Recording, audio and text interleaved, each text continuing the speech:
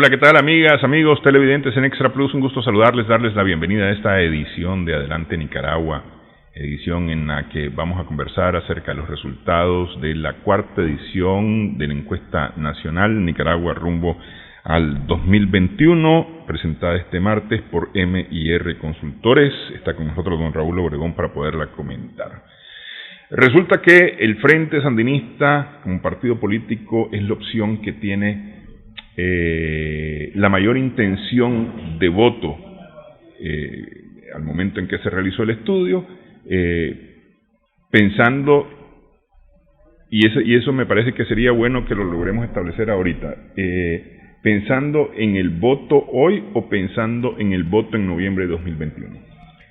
No, aquí el ejercicio es si las elecciones fuesen hoy. Sí. O sea, en el momento en que la persona está siendo entrevistada. En este caso estamos hablando del 1 y el 10 de octubre del 2020. Entonces, el ejercicio es ese. Si hoy fuesen las elecciones, ¿cuál sería su decisión de voto? Exactamente. Entonces, tiene que ver con hoy. O sea, a 13 meses, lo que esto hace es dar más o menos, hacer una exploración de por dónde vienen las cosas y poder dar algunas luces, algunas señales de a dónde deberían, pues el que le ponga oídos a estas cosas, para dónde hay que moverse y qué es lo que hay que hacer. Ok, establecieron ustedes dos votos, digamos, ¿verdad?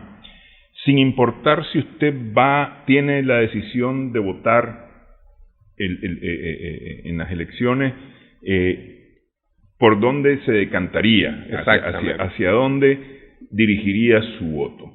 Esa fue una primera pregunta. Y luego preguntaron, si las elecciones fueran hoy, ¿usted cómo votaría? Y son dos resultados distintos. ¿Por qué se diferencian esos resultados? A ver, el ejercicio de Caja Negra es un ejercicio que trata de garantizar y darle la confianza al encuestado, al entrevistado, de que solo él sabe lo que está haciendo. O sea, el entrevistador, el encuestador en este caso, no sabe. O sea, porque lo que hace es tomar su celular en donde tiene la caja negra, la boleta, sí, una boleta de votación. Y que tal vez aquí es importante especificar que ya la encuesta no se levanta sobre papel. Se levanta en medio electrónico. Ahora llevan un celular, llevan una tablet y en la tablet van marcando la respuesta. Entonces le presentan así de frente. En el caso es así, sin que el encuestador lo vea y se lo dice. Sin que yo lo vea, quisiera pedirle por favor que usted marque en la casilla de su preferencia si las elecciones fuesen hoy.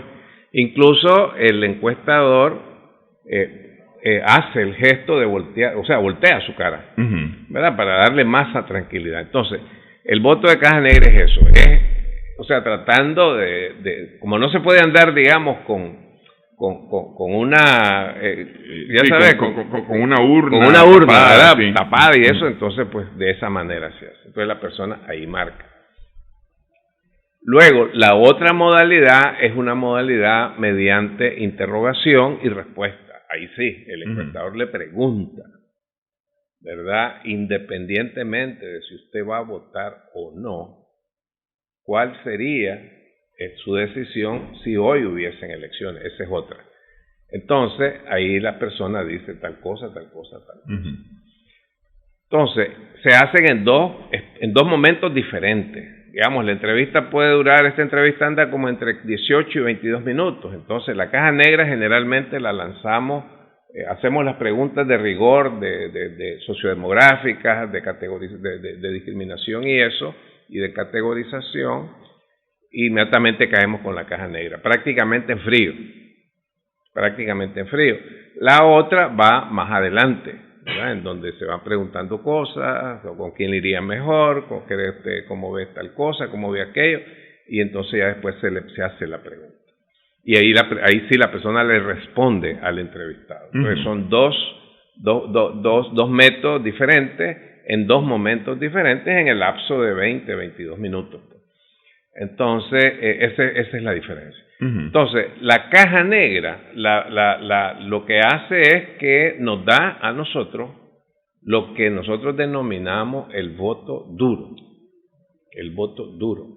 El otro lo que hace es, la diferencia tiende a ser voto suave. Tiende a ser voto suave si la hay. En este caso, la caja negra, en el caso del FSLN, la marcó el 50% la marcó de los entrevistados, y luego hay una proporción de votos que dijo, o una proporción de personas que dijo votaría por el FSLN, pero no lo hizo en caja negra. No lo hizo en caja negra. Incluso es menos la gente que dice que votaría por el FSLN, independientemente si vota o no, porque estamos hablando que un 6% de diferencia entre...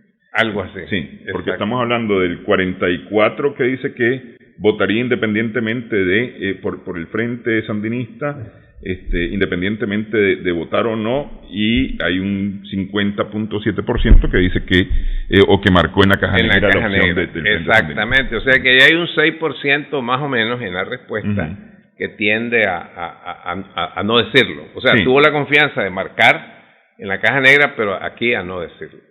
Pero de alguna manera se le capta por otra vía, ¿no? Cuando hemos hablado del sistema de monitoreo de la opinión pública, de SISMO, ustedes tienen métodos para confirmar la certeza de esa respuesta. ¿Hay aquí métodos para confirmar esas? Sí, precisamente el hecho de llevar las dos modalidades es para hacer validación, principalmente, pero además para construir la solidez del voto, ¿verdad? Y si nos lo permite eso, pero además llevamos otra serie de preguntas que nos validan, sobre todo la caja negra. Nosotros lo que tratamos es de garantizarnos la respuesta en la caja negra. Entonces tenemos otras respuestas ahí con las cuales cruzamos para ver la validación. Por ejemplo, ¿con quién le iría mejor al país? ¿Con quién le iría mejor a usted?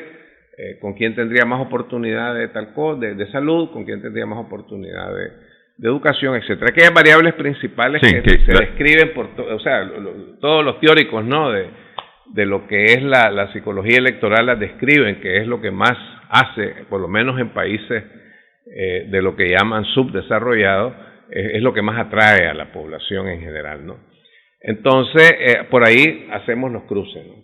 Porque si alguien dice que le va a ir mejor, por ejemplo, con X partido, y en la caja negra vota por el partido Z, hay una incongruencia. Entonces eso lo revisamos, lo analizamos y vemos para dónde va eso. Ok. La caja negra es una simulación de una boleta, no se parece a la boleta del Consejo Supremo Electoral, por lo menos a la que estamos acostumbrados a ver en el Consejo Supremo Electoral, y ustedes han incluido no solamente los partidos que están claramente identificados, sino, o más bien con personería jurídica ante el Poder Electoral, sino también a organizaciones que de una u otra forma han manifestado su interés también por participar. Exacto. Ustedes le explican a la gente por qué hay un cuadrito que está en blanco. Sí. De la penúltima, en la última columna, la penúltima fila, hay un cuadrito que está en blanco. ¿Ustedes le explican a la gente para qué funciona ese cuadrito blanco? No. Digamos que las personas casi por intuición, el que se va por oculto, el que dice que el que no va a marcar por ninguna opción, marca ese espacio de la pantalla. Marca ahí. Porque si él marca fuera de la pantalla que estaba ahí, entonces no se mueve, la pantalla no se mueve. ¿Me explico? Sí. Entonces, pero si él marca, una de las casillas que estaba ahí, la imagen, ¿verdad? Por favor. Cuando la persona marca una de las casillas que estaba ahí, cualquiera de ellas, inmediatamente él marca y la pantalla pasa a otra. Sí. ¿Verdad?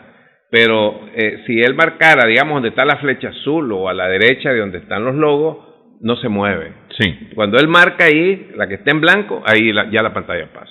Ahora, importante explicar que lo que se mira en el dispositivo electrónico, ya sea en el celular o en la tablet, es básicamente el cuadrito blanco donde están las banderas. Eso es lo que se mira. Eso es lo que se mira.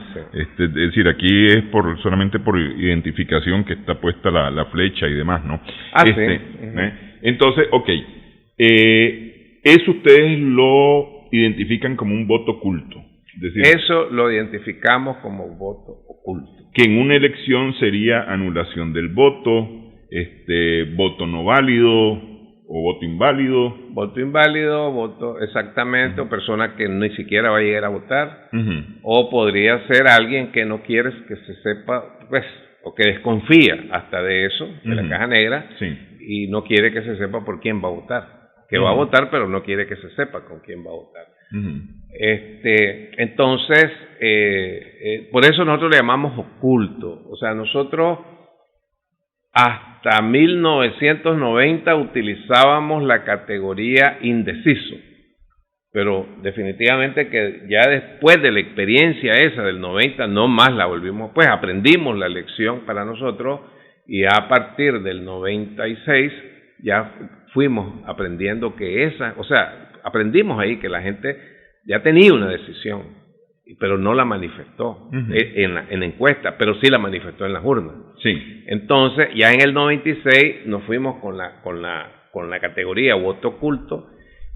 Eso no nos garantiza de que la cosa va a ser diferente, pero lo que sí nos garantiza es que nosotros estamos alerta de que ese voto está oculto y que lo tenemos que auscultar a fondo. O sea, no irse a lo sencillo, decir, este está indeciso, no va a votar, no sabe por quién votar, está perdido. No es cierto. Claro, eso lo vimos ahorita con las encuestas en Bolivia, por ejemplo, que tenían un porcentaje de indeciso, entre comillas, que más o menos en un margen de unos 10% o de un 10%, en número de un 10%, votaron por el presidente Arce. Correcto. Por ejemplo. Exactamente. Y eso es propio de esas circunstancias. O sea, en Bolivia lo que hubo fue una violencia particularmente en contra de la militancia, los simpatizantes del partido de Arce y Evo Morales, ¿no? Sí. Entonces hay gente que teme ser agredido y prefiere mejor callarse. Entonces eso es lo que pasa. Entonces el hecho, nosotros el voto oculto es una luz amarilla. Es una luz amarilla que está parpadeando y nosotros no lo dejamos en paz. Incluso ya en nuestros instrumentos llevamos algunos reactivos, le llamamos nosotros, para ver la posibilidad de entender hacia dónde se iría en caso vota, o si definitivamente es una abstención. Lo que resulta siempre es que una buena parte de ellos, la abstención sale de ahí, y una buena parte de ellos sale de ahí. Entonces, si uno revisa los resultados electorales, vas a ver que la abstención ha andado del 96 para acá, apartando el 90, ha andado por ahí entre 24 y 29, más o menos. Hasta, bueno, en el 16 fue de 32, algo así. Entonces, si uno ve esa abstención sale del voto oculto. Ahí salió, pero el voto oculto llegaba tal vez a 50 y pico %. Sí. Entonces, de ese 50, y ponerle de 50 para cerrarlo, entonces de ese 50, 20 se fue hacia una opción, distribuido, o hacia varias opciones. Sí. Y el otro 30 definitivamente no voto. Porque también hay que ver que por asuntos religiosos y de otra índole hay gente que no vota, no hay medio. Por ejemplo, los testigos de Jehová no votan. Los testigos de Jehová en este país son aproximadamente entre el 2 y el 3%. ¿Verdad? Si te vas al universo, que son 5 millones, cerrémoslo en 5 para facilitar la multiplicación, estamos hablando de 150,000 personas. Ahí ya tenés un 3% de gente que no va a votar, ¿verdad? Sí. Y hay algunas otras denominaciones que te hablan parecido a eso. Y ese no tiene nada que ver con preferencias políticas. Absolutamente. Es sencillamente una decisión provocada por su creencia religiosa. Por su creencia. Y hay otros que, a pesar, a los testigos de Jehová, según lo que yo he escuchado, a ellos mismos, para ellos es prohibido, para ellos es pecado meterse en las cosas de los hombres, ¿verdad? Pero hay otras personas religiosas que si bien es cierto, no se los prohíben, ellos dicen, yo dependo de Dios y no me meto en esto. ¿Me explico? Entonces no te marca. Entonces esa gente es definitivo que va para Ok, pero bueno, tenemos ahí un 3% que definitivamente no vota. Ahora, esos porcentajes, tanto de votar independientemente o de tener preferencias independientemente de votar o no, o por el hecho de votar como tal, usando la caja negra, ¿es consistente con los estudios que ustedes han hecho, con los 3 estudios anteriores? Sí, definitivamente que sí, porque ha venido ascendente, o sea, no hay, cuando en la primera encuesta que hicimos, que creo que fue el año pasado, comenzamos a finales del 19, el Frente marcó 35.9 en caja negra, hoy está en 50, ha subido 15 puntos. El oculto estaba más alto y hoy está en 30 y pico, o sea, ha bajado. Prácticamente el crecimiento del FSLN ha salido del voto oculto, o sea, se han venido sumando del voto oculto. Porque aquí pasó algo similar a lo del 18. El 18 pasó algo similar a lo de Bolivia, del 18 para allá. Que alguna gente, por lo que le pasó a algunas simpatizantes, conocidos, connotados sandinistas de algunas comunidades, etcétera, etcétera, entonces pues había gente que prefería mejor callarse, ¿no? Entonces se han venido ya saliendo de ahí poco a poco. Además que de manera natural en todos los procesos electorales, en la medida que empieza a aproximarse la fecha, el independiente empieza a bajar. Por ejemplo, para el 96, para las elecciones del 96, el voto oculto, por el 94, 95, el voto oculto andaba por 60 puntos. Eran los tiempos en que el FSLN, que ha sido el partido más fuerte en este país, digamos del 80 y pico para acá, estaba en su piso, digamos, más bajo que él ha tenido, que andaba por 20 y pico, 20 y tanto, 22, 24, y cuando estaba ya el proceso, cuando se veía ya venir la campaña para el 96, todavía el Frente Sandinista andaba ahí. Entonces, ahí el independiente andaba por 60 y pico de puntos, pero en la medida que fue avanzando el tiempo, ya para el 95 empezó a descender, y el oculto se empezó a pasar hacia el PLC, la mayoría, y en una proporción menor hacia el FSLN, hasta llegar a 50 PLC, 37, 38 FSLN, y después quedaron unos picos para los otros, el MR sacó 1 y pico, no sé quién es más, y quedaron, y la atención quedó en 20 y pico. Ok, hacemos pausa en esta edición de Adelante Nicaragua. Hablamos acerca de los resultados del cuarto estudio Nicaragua rumbo al 2021 de M&R Consultores.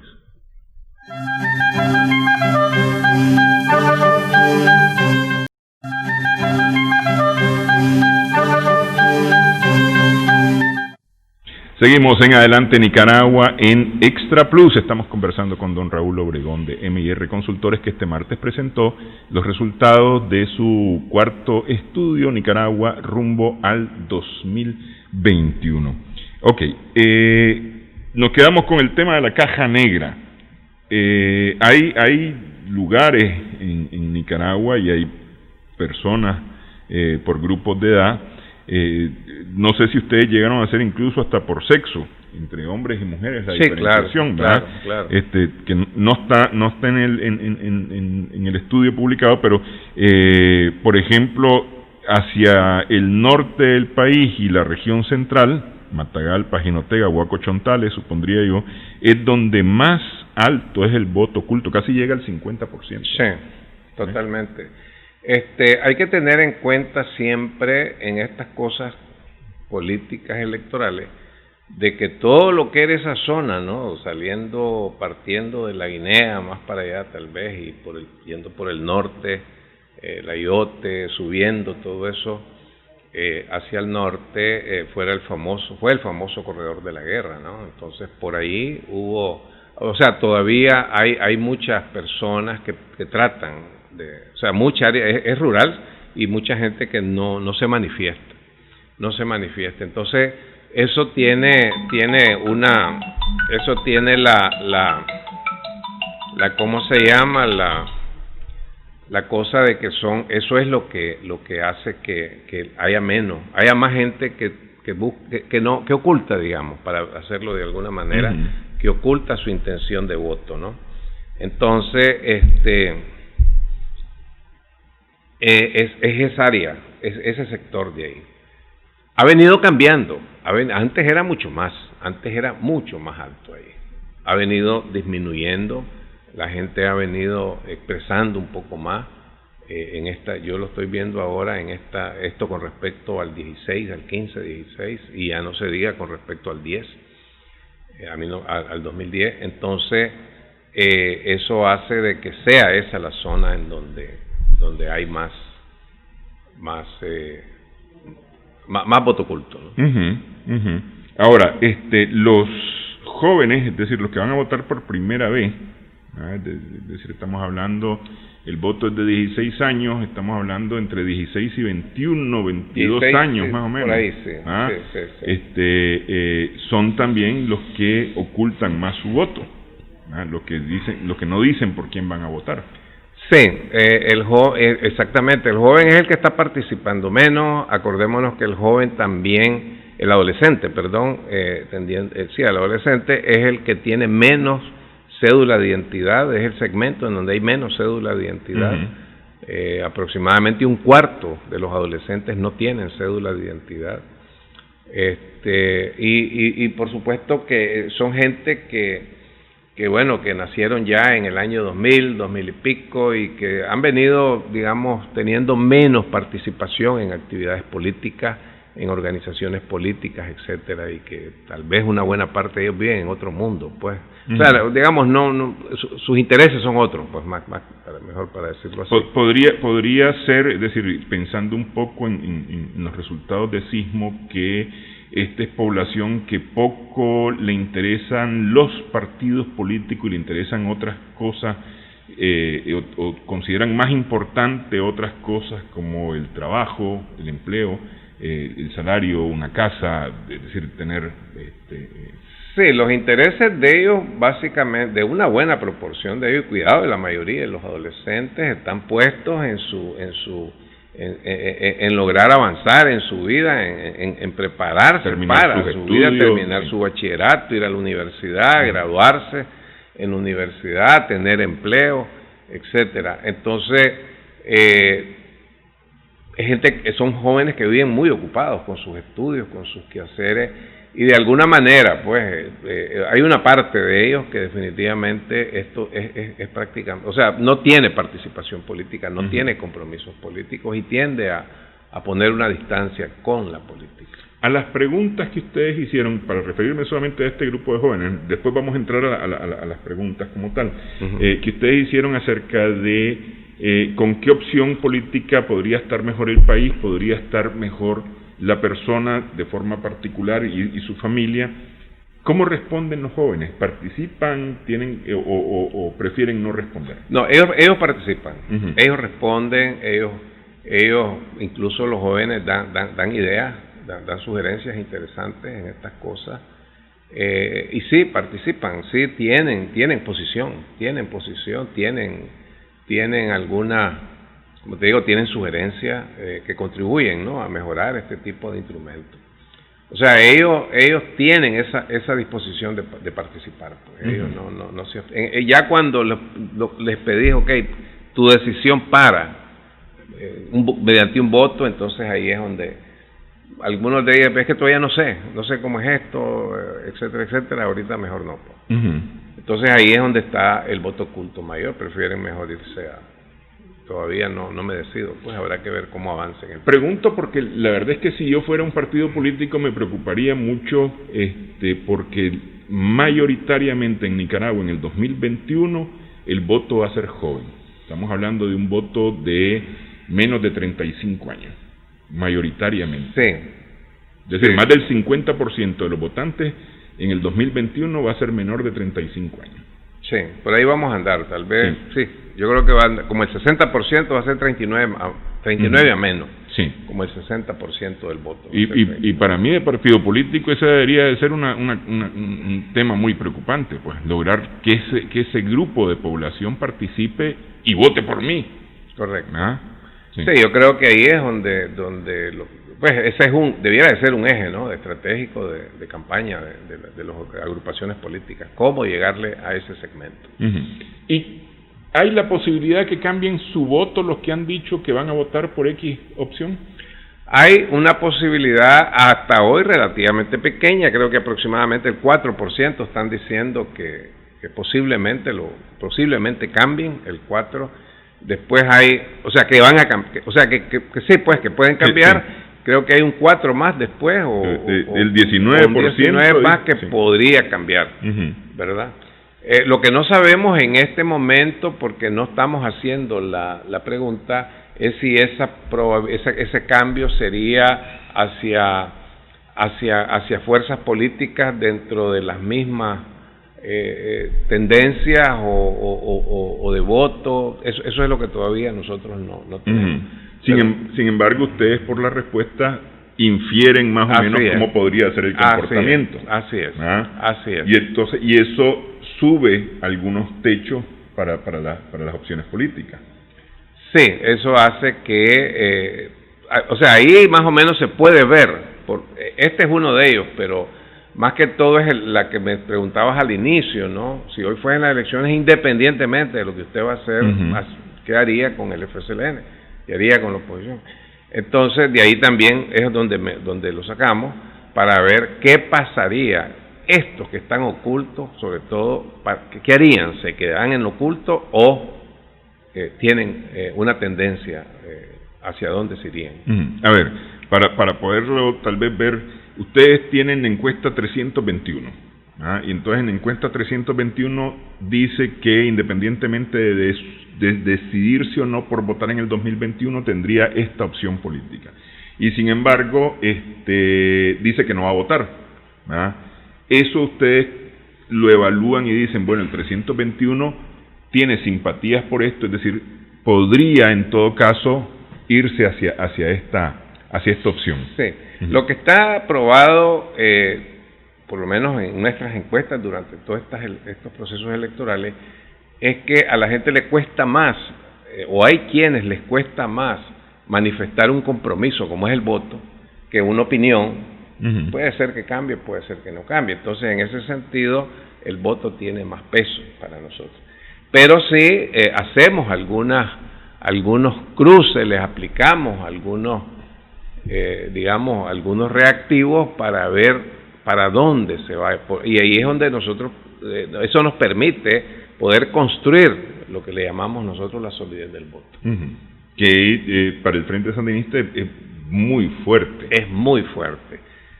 Es que yo pienso que el FSLN es un partido que ha tenido un piso.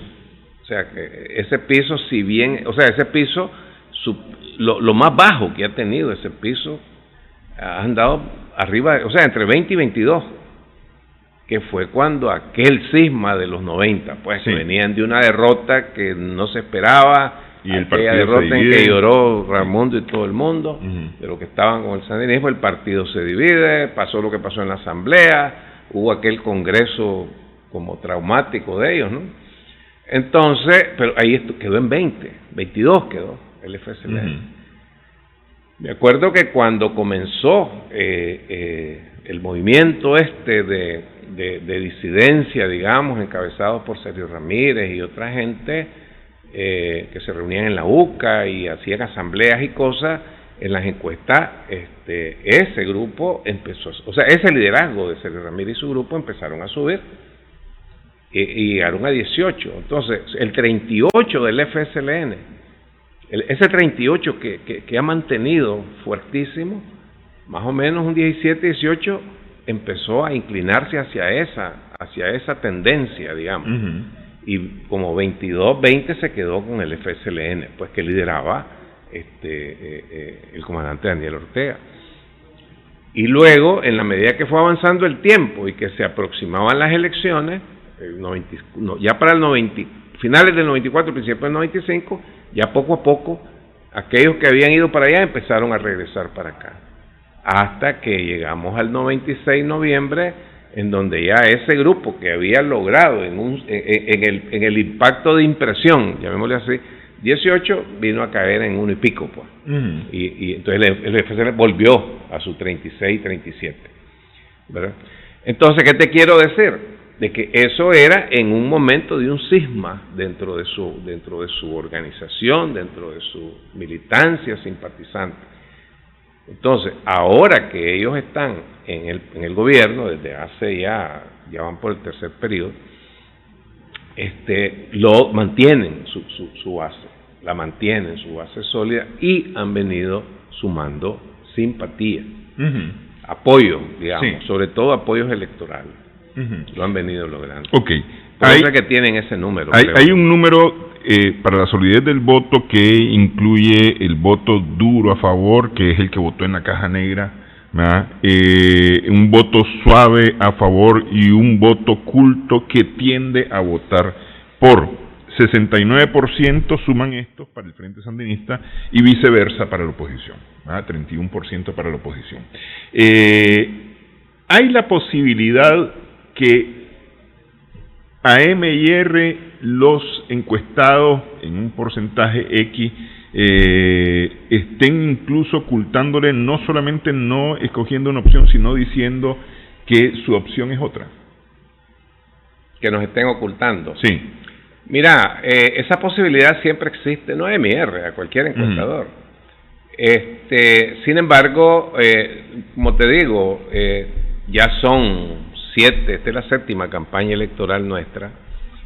Hemos ido aprendiendo en el tiempo y ponemos preguntas por aquí, preguntas por allá que nos permiten validar las respuestas. Y en términos electorales, sobre todo, lo que tiene que ver con intención de voto, ¿verdad? Entonces, eso hace de que cuando vemos incongruencias nosotros entre unas preguntas y la intención de voto, entonces vamos a ver qué pasa ahí, ¿verdad? No necesariamente, pero a veces nos toca invalidar esa respuesta o pasar la respuesta a oculto. Por ejemplo, si está optando por una agrupación y no coincide, como te decía hace rato, por ejemplo, que nos dice que le iría mejor con el partido X, pero votó por el partido Y, ¿verdad? Entonces mejor lo tiramos a oculto, pues, porque ahí hay algo que está raro. Pero generalmente son proporciones de 0 punto algo, menos del 1%. Okay. Entonces creemos nosotros que la veracidad de la información tiene un alto grado, pues, de fiabilidad. Por otra parte, nosotros hoy por hoy, después de 7 campañas electorales en que hemos participado, 7, ¿no?, del 90 para acá, entonces nosotros tenemos construidas todas las curvas de tendencias electorales. ¿Cómo fue el 90? ¿Cómo fue? La tenemos desde el 84, que ahí no participamos como encuestadores porque no existía eso. Pero tenemos los números, entonces nosotros, los resultados de hoy, digamos, eso es como nuestro gran marco teórico, numérico, ¿no? Entonces, sí, el resultado de hoy lo metemos en ese marco y veamos, esto dirían los ONG, es la línea de base. La línea de base, esto está perdido, entonces vemos. Como te decía, la abstención, en esta encuesta, la abstención probable que nos está dando a nosotros podría oscilar entre 29 y 32. Si nos vamos a esa línea de base, digamos, entonces vemos que la abstención del 96 fue 29, que la del 2001 fue 24, que la otra fue 25, la del 2006, que la del 2008. Está dentro de un rango de costumbre. Ahí estamos en el rango. Sí. ¿Me explico? Y así. Entonces, eso nos permite también ver hasta dónde estamos más o menos en lo correcto, pues, en la vía correcta. Ok. Hacemos pausa nuevamente. Prácticamente 6 de cada 10 nicaragüenses dicen que hay una alta probabilidad de participar votando en las próximas elecciones en el 2021. Hablamos sobre esto y otros temas, por qué la gente cree que le iría mejor o con alguna opción partidaria en las siguientes elecciones. Regresamos en breve.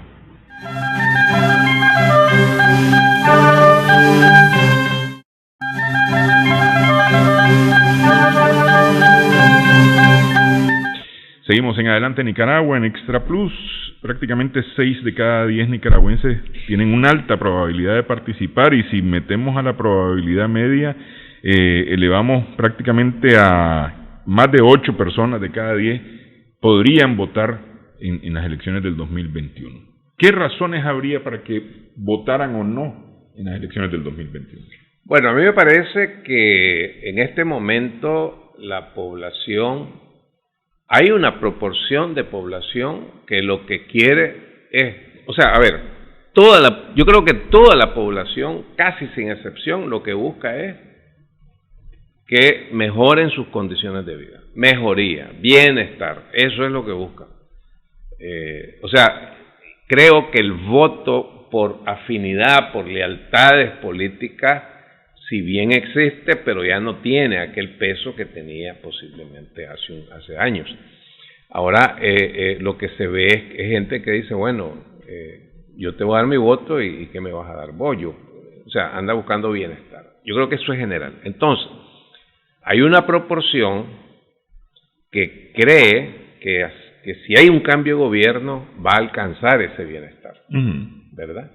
Hay otra proporción que cree que si se mantiene este gobierno, ¿verdad?, entonces sus probabilidades de mejorar sus condiciones de vida son mayores, ¿verdad? Y lo basa en programas específicos, pues, digamos, en el tema de la salud, en el tema de la educación, en el tema de la vivienda, el tema de la energía eléctrica. Yo creo que está teniendo un impacto muy fuerte, en el sentido de que mucha gente que no sabía lo que era tener luz eléctrica, ahora la tiene, aún en las comunidades rurales muy metidas.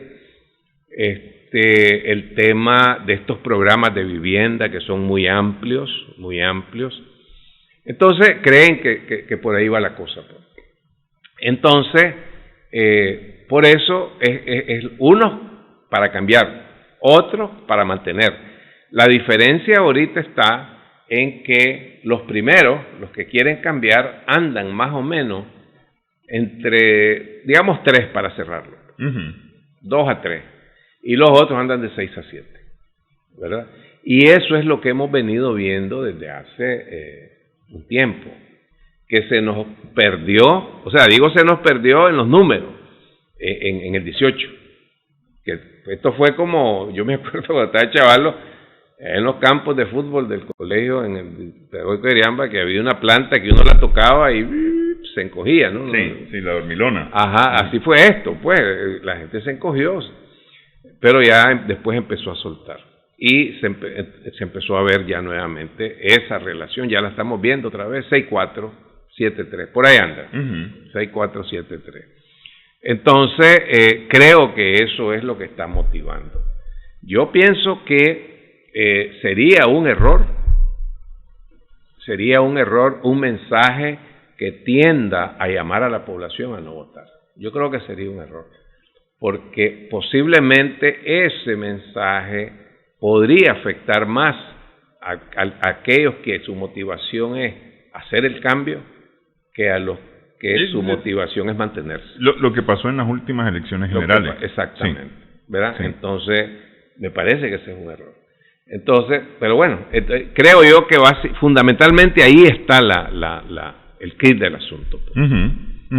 Ok, el tema de las reformas electorales, ustedes no lo tocaron en este. Todavía no, porque lo que se ha oído es reformas electorales, ¿verdad? Nosotros estamos esperando que si va a haber un proyecto de reforma, pues nos gustaría ya, cuando ya se diga, el Consejo Supremo Electoral, en vez de 7 magistrados, van a ser 5 o van a ser 9, se van a cambiar, no se van a cambiar, entonces someter, tipo plebiscito, tipo referéndum, someter a prueba de la población. Pero saber si a la gente le interesa o no el tema de reforma.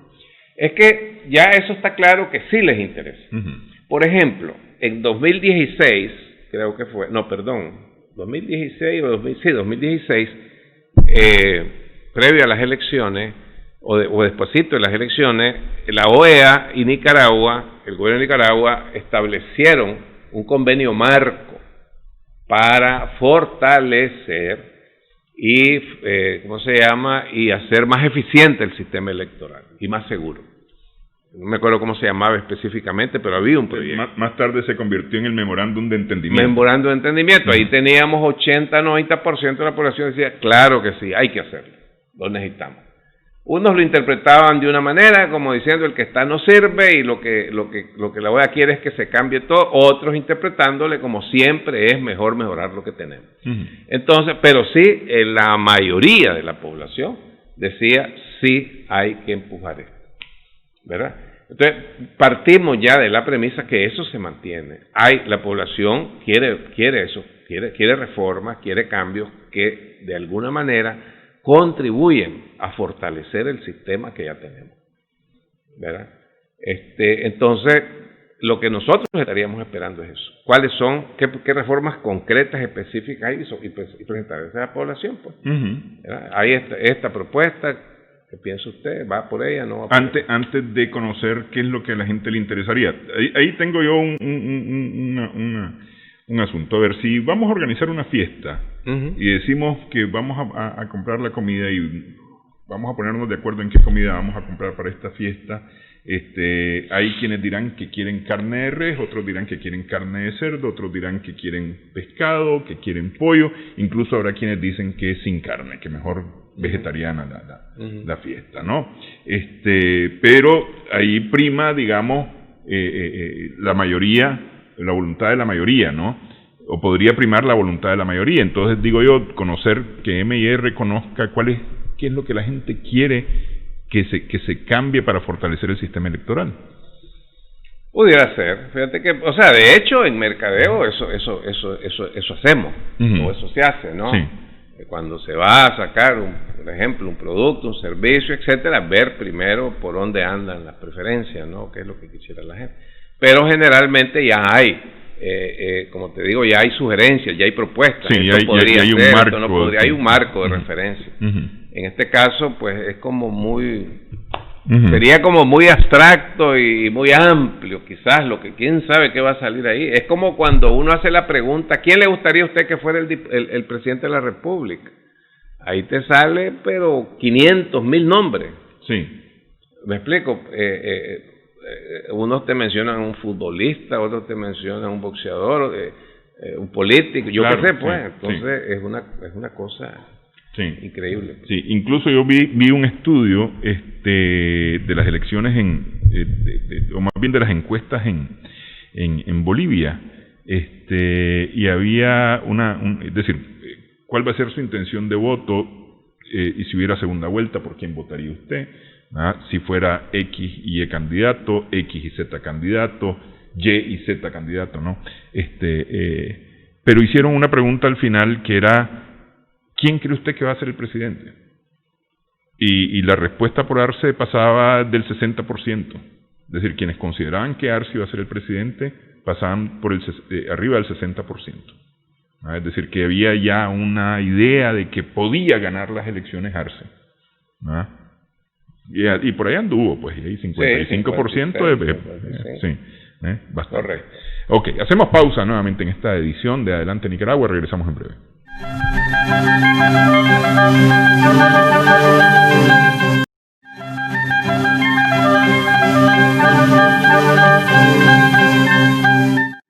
Seguimos en Adelante Nicaragua en Extra Plus con Raúl Obregón de M&R Consultores. Conversamos a propósito del cuarto estudio de la cuarta edición de Nicaragua rumbo al 2021, realizada en los primeros días de octubre. La mayoría de las personas congruente con la intención de voto ha contestado que para el país, para su familia y para esa persona en particular le iría mejor un gobierno del Frente Sandinista. Sí, definitivamente que la preferencia está sustentada en satisfacciones que está una parte de la población, satisfacciones que están recibiendo, sintiendo, experimentando a partir de cosas que se están haciendo pues en el país. Esto, yo insisto, no significa necesariamente que la gente esté diciendo que ya estamos en el primer mundo, ni mucho menos. Pero si la gente ve el trayecto que se ha recorrido entre el 2001, digamos, y hoy, entonces la gente ve que el país va cambiando y ellos como país van mejorando. Entonces, ese apoyo está basado en esas satisfacciones. Entonces, efectivamente, hoy por hoy, un 60.8 considera de que le iría mejor con un gobierno del FSLN, con un gobierno de oposición. Ahora, ¿qué pasa? Que nosotros vemos, como nicaragüenses, un FSLN en el gobierno que está trabajando. Es que ellos están trabajando. Yo no sé, pues, no se trata de que si tenés preferencias por ellos o no. Es que ayer, precisamente, antier, escuchaba al ministro ayer o el viernes, al ministro de Infraestructura, anunciando la apertura de una carretera, o la licitación de una carretera que va de Nejapa a la carretera norte, algo así, con 2 pasos a desnivel. O sea, después están anunciando el trayecto de la pista suburbana, de la pista de la Juan Pablo II, pista de la Resistencia, hasta allá, carreteras por aquí, pues yo que viajo a Carazo todos los fines de semana, pues no he entrado, pero paso por el Boquete, ahí se ve ahí para allá la carretera esa que acaban de abrir, que es un camino ahí. ¿Qué sé yo, pues? Y después de eso tenés las viviendas, tenés que son evidencias, es fehaciente lo que uno está viendo. El tema de la salud, los hospitales, etc. Entonces yo creo que hay una proporción de gente importante, que es más o menos 6 de cada 10, que está viendo eso y que consideran que con el FSLN eso continuaría. Por el otro lado, tenemos una oposición, ¿verdad?, que ahí está, pues, en los medios, que cuidado, es más mediática que otra cosa, y que lo que está hablando es de política. O sea, hasta hoy, al menos, no ha habido una sola persona, un solo liderazgo de oposición que diga: yo le propongo a los nicaragüenses esto, y esto. Vamos a hacer aquí. Sí, en este momento la única propuesta es quitar al gobierno. Quitar al gobierno actual y ya, ¿verdad? Entonces, ¿qué pasa? Que en ese sentido, pues las caras que aparecen, pues no despiertan mayor interés, no despiertan mayor atractivo en la población. Por eso todo indica de que que la oposición en este momento pareciera que su principal debilidad es falta de liderazgo, no necesariamente de unidad. Y de propuestas, además. Sí, claro, sí. Un liderazgo que haga propuestas y propuestas creíbles. Y no necesariamente de unidad, porque si nosotros nos acordamos del 96, en donde tuvimos 24 casillas, de esas 24 casillas había un FSLN y después 23 casillas opositoras al FSLN, ¿verdad? Y el PLC del doctor Alemán, que generó una expectativa con su liderazgo enorme en ese momento, y el hombre sacó 50, un poquito menos de 51%, pues, pero se llevó los votos. Sí. Y el Frente sacó 38, pues con su 38. ¿Me explico? Y después el 12% que quedó se distribuyó entre los otros 21. Entonces, pero había un liderazgo. O sea, Alemán aquí tuvo un liderazgo muy fuerte entre el 90. O sea, desde que estaba de alcalde de Managua hasta que asumió la presidencia. A mí me parece que entre el 90 y el 2006, y eso creo que lo hemos conversado en alguna otra ocasión, se estuvo, o más bien en el 2001, se estuvo votando en contra es decir, para que no gane X, ¿no? En este caso, para que no ganara el Frente Sandinista, ¿no?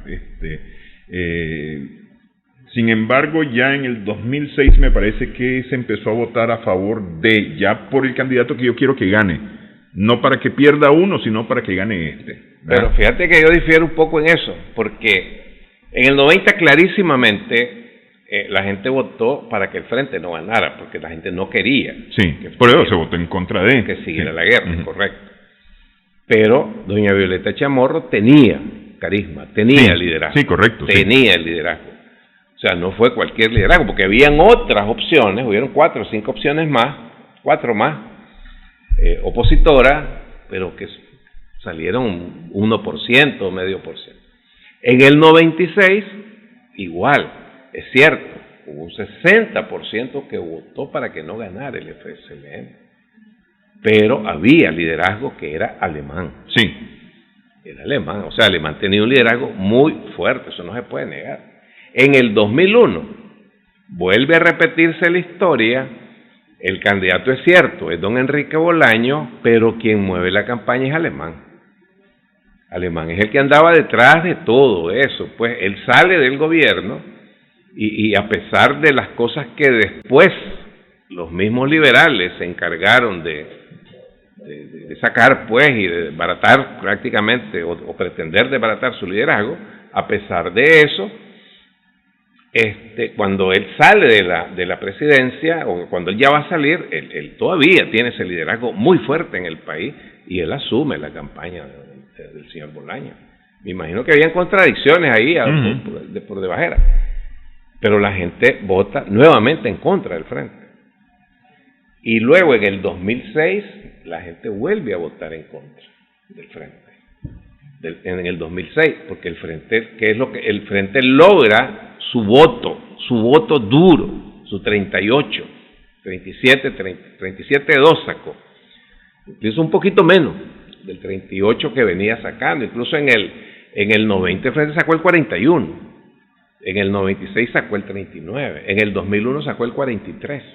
En el 2006 sacó 37.2.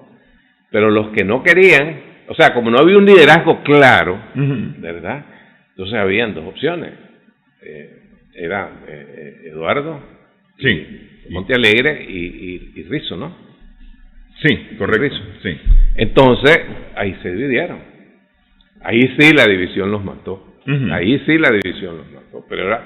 Pero la verdad es que el liderazgo a la par de Rizzo era alemán. Sí. Alemán seguía con ese liderazgo, a pesar de todo lo que le había pasado. Seguía. Pero definitivamente una parte que se decantaron de él se fueron hacia la parte hacia Eduardo Montealegre con ALN. Pero igual volvieron a sacar 60, porque si vos ves, Eduardo sacó, si mal no recuerdo, 28, el otro señor sacó 27, llegaron a 55, 54, y el MRS sacó 6, llegaron a 60, los mismos 60 que la oposición tuvo en el 2001. Los mismos 60 que la oposición tuvo en el 96. Entonces, pero ahí es donde ya comienza acá. Ya el FSLN desde el gobierno comienza a trabajar. Sí, no, por eso yo digo, y ahí empezó a cambiar la cosa. La elección del 2006 es una elección para que gane el Frente. Es decir, ya la gente votó porque ganara uno, no para que perdiera el otro. Mientras que en las otras elecciones sí había una elección para perder. Sí. Ustedes, de todos estos datos, ya para concluir, de todos estos datos, concluyen que podría repetirse el panorama de las elecciones anteriores, del 2016. Pareciera, o sea, según estos datos, y si ponemos como un marco de referencia lo ocurrido en el 2016, y se mantuviese esta tendencia que llevamos, pareciera que vamos a estar en un escenario similar, podríamos estar en un escenario similar 2021 al 2016. Y tal vez, para no ser tan atrevido, y lo digo, si las elecciones fuesen hoy, el escenario sería similar al del 2016, en donde el FSLN tuvo 72% de voto relativo y la oposición tuvo el 31%, creo. Sí. Entonces, pareciera que por ahí va la cosa.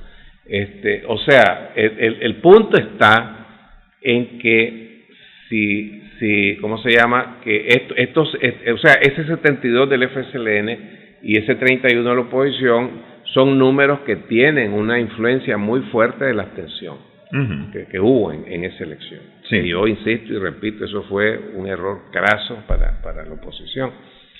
Entonces, si hoy por hoy se mantuviera ese escenario, entonces estaríamos más o menos, porque el Frente podría llegar hasta 69, podría moverse entre 50 y 69, hay 19 puntos. Sí. Y la oposición pudiese moverse entre 10 y 31, más o menos. Con los números actuales, si las elecciones hubieran sido el día que ustedes hicieron la encuesta, ni unida toda la oposición le ganaba al Frente. No le ganan. Unida, no, en estas circunstancias, en este escenario, en este contexto, no hay medio. Bueno, quiero agradecerle que haya estado con nosotros en esta edición de Adelante Nicaragua, compartiendo los resultados de esta cuarta edición de Nicaragua rumbo al 2021. Muchas gracias. Gracias. ¿Qué viene? ¿Qué es lo próximo que tenemos? Bueno, ahora nosotros posiblemente en diciembre vamos a presentar... ¿Qué sería Sismo? Sería el entorno internacional. El entorno internacional, sí. Ok. Vamos a estar pendientes de todos modos. Y por ahí tenemos conversaciones pendientes también. Estamos pendientes, hay que platicar. Gracias a nuestras amigas, amigos televidentes también por su sintonía en esta edición de Adelante Nicaragua. Esperamos que el programa haya sido de provecho para ustedes.